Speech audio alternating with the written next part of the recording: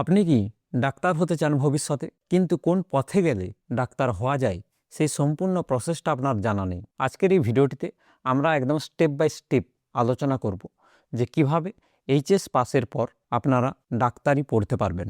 আজকের ভিডিওটিতে আলোচনা করব। হ্যালো বন্ধুরা, ওয়েলকাম আপনাদের সবাইকে বেঙ্গল লার্নার্স ইউটিউব চ্যানেলটিতে। প্রথমেই আপনাদেরকে যেটা করতে হবে, এইচএসে অর্থাৎ উচ্চ মাধ্যমিকে সায়েন্স নিয়ে পড়াশোনা করতে হবে।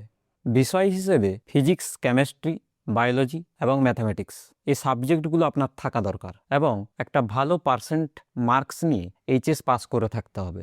এইচএস পাসের পর ডাক্তার হওয়ার একমাত্র উপায় হচ্ছে নিট ইউজি অর্থাৎ ন্যাশনাল এলিজিবিলিটি কাম এন্ট্রান্স টেস্ট।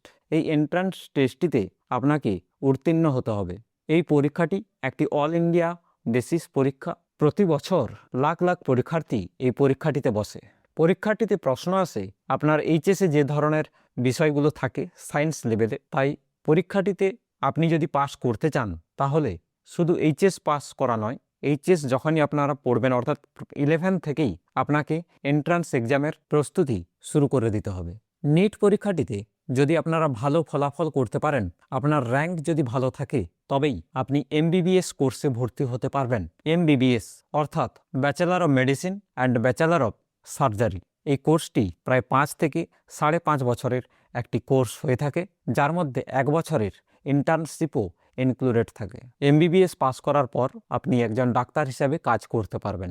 এমবিবিএস পাস করার পর আপনারা চাইলে আরও হায়ার স্টাডিজ করতে পারেন, যেমন আপনারা এমডি করতে পারেন বা এমএস করতে পারেন। এটা যে কোনো একটা পার্টিকুলার বিষয়ের ওপর আপনারা স্পেশালাইজেশন করতে পারেন, যেমন মেডিসিন হতে পারে, সার্জারি হতে পারে, গাইনোকোলজি হতে পারে, পিডিয়াট্রিক্স হতে পারে।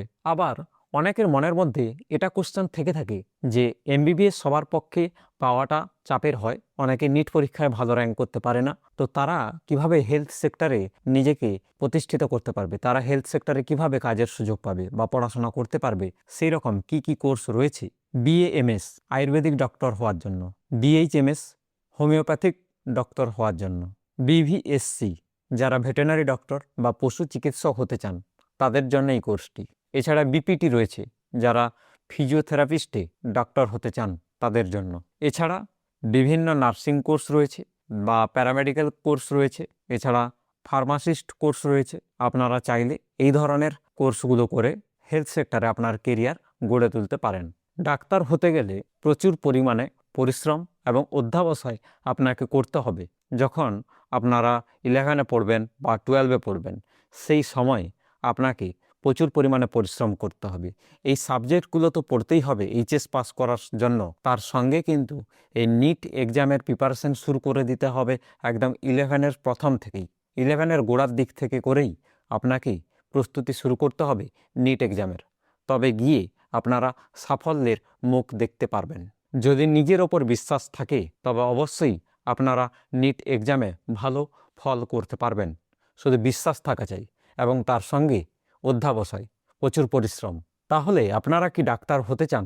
যদি হ্যাঁ, তাহলে নিচে কমেন্টে জানান যে হ্যাঁ, আমি ডাক্তার হতে চাই। বন্ধুরা, এই ছিল একটি ছোট্ট সংক্ষিপ্ত ভিডিও, আমার একটি ছোট্ট প্রয়াস, যার মাধ্যমে আমি আপনাদের বোঝানোর চেষ্টা করলাম যে কিভাবে আপনারা ডাক্তার হতে পারবেন, কি অপশন রয়েছে এবং এইচএস পাস করে কিভাবে বা কোন পথে এগোলে আপনারা ডাক্তার হতে পারবেন। যদি ভিডিওটি ভালো লাগে অবশ্যই লাইক করতে ভুলবেন না। চ্যানেলে প্রথম এলে চ্যানেলটিকে সাবস্ক্রাইব করে বেল আইকনটিতেও প্রেস করে দেবেন, যাতে আমার নেক্সট পরবর্তী ভিডিওর নোটিফিকেশান আপনার মিস না হয়। আজকের মতো এখানেই ভিডিওটি শেষ করলাম। দেখা হচ্ছে পরের ভিডিওটিতে।